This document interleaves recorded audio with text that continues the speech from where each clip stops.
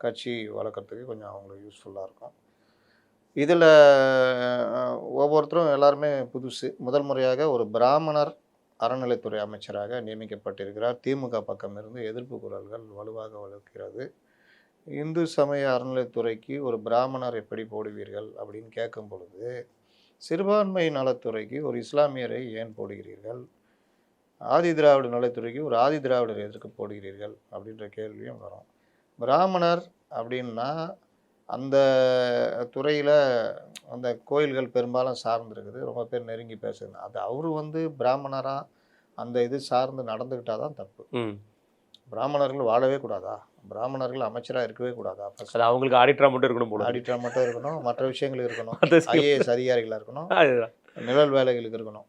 ஆனால் அமைச்சர்களாக பொதுவெளியில் நாங்கள் பிரதிநிதித்துவப்படுத்த மாட்டோம் அப்படின்ற மாட்டா நாங்க மாட்டிப்போம் காமிச்சோம்னா. அத வந்து உடைச்சிருக்காங்க. உடைச்சது நல்ல விஷயம். தம்பி டிவிகே ரமேஷ் அவர்கள். ரமேஷ் வந்து சிறப்பாக செயல்படுவார்னு எதிர்பார்க்கிறோம். அவர் அந்த கோயில்கள்ல அவருக்கு சில கோரிக்கைகள்லாம் இருக்கு. நாளைய பேட்டியில கொஞ்சம் விரிவா சொல்லலாம். அறநிலை சார்ந்த கண்டிப்பா. கோரிக்கைகள். கவர்மெண்ட் பேர கெடுக்கிறதுக்கும், தனியார் கொள்ளையடிக்கிறதுக்கும் வாய்ப்பாக இருந்த விஷயங்கள். அதை எல்லாத்தையும் நம்ம கோரிக்கையா வச்சு ஏன்னா பல கோரிக்கைகள் நேத்து கூட ஒரு இடத்துல போய் முக்கியமான ஒருத்தர் பார்த்து பேசிட்டு இருக்கும்போது சொல்றாரு, "என்னங்க நீங்க பேசுறதெல்லாம் ஏதாவது லிங்க் வச்சிருக்கீங்களா?"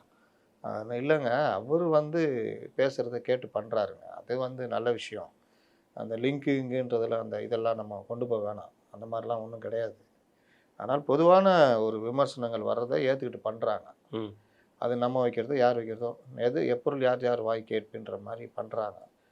ஆட்சிக்கு வரதுக்கு முன்னாடி அதிகமா விமர்சனம் பண்ணது நம்மளா இருந்தாலும், ஆட்சிக்கு வந்த பிறகு இந்த அரசை வந்து ஆக்கப்பூர்வமா கொண்டு போறதுக்கான நம்ம யோசனைகள், ஆலோசனைகள், கோரிக்கைகள் ஆமா. அந்த மாரி வைக்கும் பொழுது, அது பொதுமக்கள் சார்ந்த விஷயமா இருக்கும் பொழுது நிறைவேற்றினா நல்ல விஷயம் தான். வரவேற்கலாம்.